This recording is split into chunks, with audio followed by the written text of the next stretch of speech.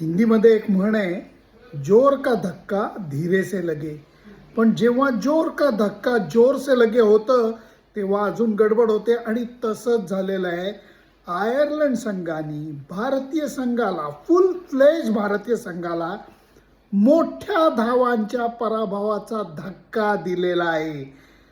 एकंदर नवीन मोसमाच्या सुरुवातीलाच अडखळत सुरुवात झाली असं दुर्दैवाने म्हणावंसं वाटतं.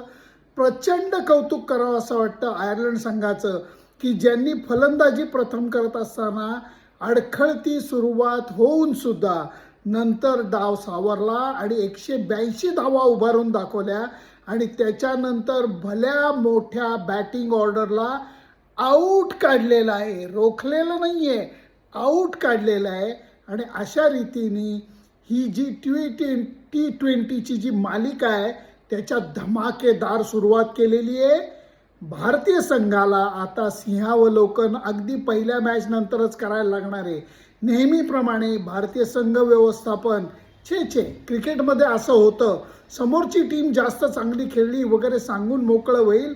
पण हा पराभव इतका सोपा नाही आहे, कारण नवीन कप्तान, नवीन संघ, वैभव सूर्यवंशीला संघातनं बाहेर ठेवणं, अशा बऱ्याच गोष्टी या पहिल्या मॅचमध्ये बघायला मिळालेल्या आहेत.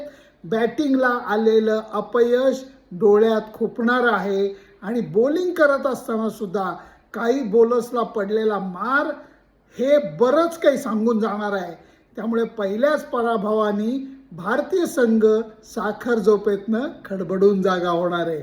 तुम्हाला काय वाटतं आयर्लंडच्या या कमाल परफॉर्मन्सबद्दल मला नक्की सांगा.